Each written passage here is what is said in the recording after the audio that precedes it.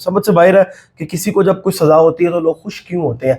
यानी बड़ी सियासी पार्टी का जो है कारकुन था, इसको कर दिया गया था। जायदाद का ये तनाजा था फर्क खोखर के साथ। 2 अफराद जो है ना FIR के मुताबिक उन्होंने हमला करके उसको हलाक किया। खोखर घर से गया हुआ, ये उम्र कैद 25 साल, और वसीम को जाना बरी कर दिया गया।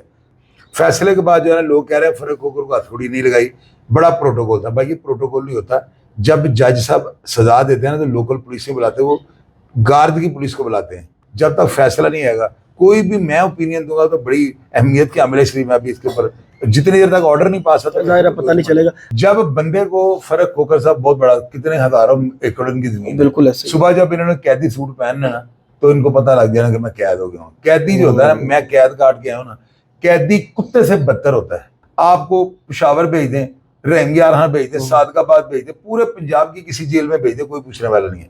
कि जो ताकतवर अफराद थे ना, जरैमी उनके हौसले पस्त हुए हैं। डाला कल्चर खत्म हो गया।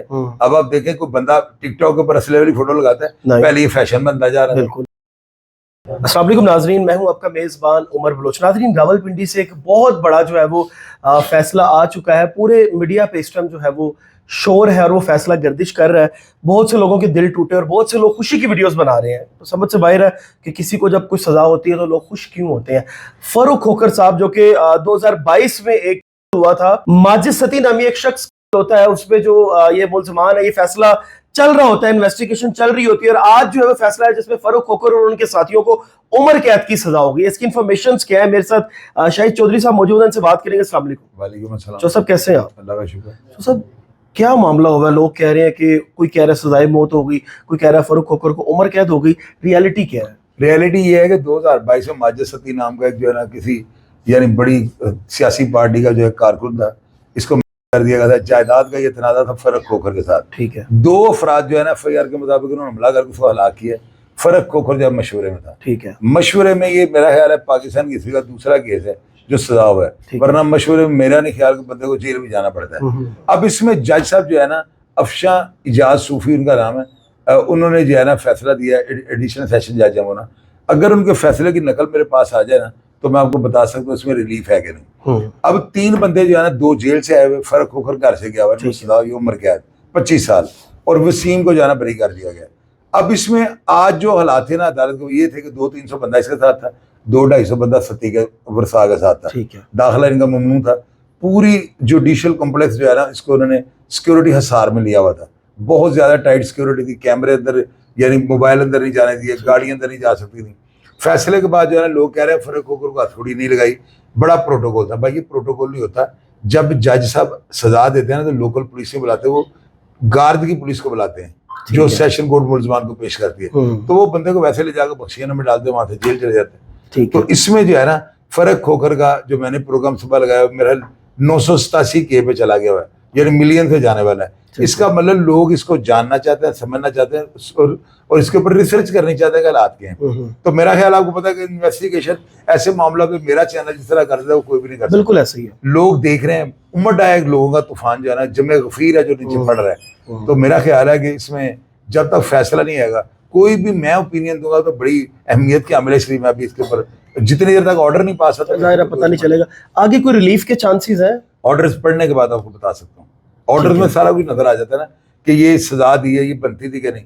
फिर मैं साइटेशन अथॉरिटीज देखूंगा कि ऐसे फिक्रे की रूह में यानी इसके ऊपर क्या चीज फाल करती है, पता लग जाएगा, लेकिन ऑर्डर्स के बाद। अच्छा, लेट्स से अगर ये आगे जाते हैं, ठीक है, हाई कोर्ट तक जाते हैं, सुप्रीम कोर्ट तक जाते हैं, और मैक्सिमम इनको सजा फिर भी 15-20 साल की हो जाती है, एक बात है, तो फिर पूरी जो बाकी जितने साल सजा होती है क्या वो जेल में काटना ही काटना पड़ेगा या कोई फिर भी रिलीफ है? जब बंदे को फर्क खोखर साहब बहुत बड़ा, कितने हजारों एकड़ की जमीन, बिल्कुल ऐसे। सुबह जब इन्होंने कैदी सूट पहनना ना तो इनको पता लग गया ना कि मैं कैद हो गया हूँ। कैदी जो होता है ना, मैं कैद काट के आया हूँ ना, कैदी कुत्ते से बदतर होता है।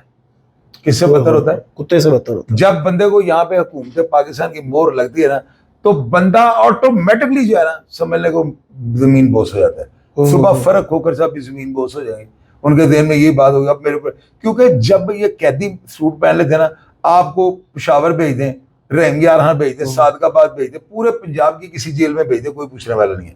हवालाती को नहीं भेज सकते, उसका केस ट्रायल हो रहा था, अदालतों में पेश करना होता है, कहाँ इतनी दूर से लाएंगे। तो कैदी जो है ना कुत्ते से बदतर होता है, वो फर्क होकर छोड़ के मैं भी हूँ ना तो मैं भी ऐसे ही हूँ। कोई भी होगा। अच्छा, मेरा ये लास्ट सवाल है आपसे, जिस तरह से मतलब कि ये 2026 का साल जिस तरह से गुजरा है, बड़े बड़े टिकटॉकर्स और बड़े बड़े जो है वो गैंगस्टर्स और बहुत बड़े बड़े नाम जो है वो हमने देखा है जो कानून के शिकंजे में आए हैं, और लोगों को जो है वो समझे कि हुकूमत ने बता दिया एक दफा कि आप रियासत के खिलाफ और अवाम के खिलाफ कोई भी इस तरह की एक्टिविटीज नहीं कर सकते कि जिससे हमारी अवाम या कोई बंदा भी डैमेज हो। जिन लोगों को कोई हाथ लगाने का क्या देखने का नहीं सोचता था, वो भी कानून के जिम्मे में है। तो आप क्या सोचते हैं क्या हो रहा है?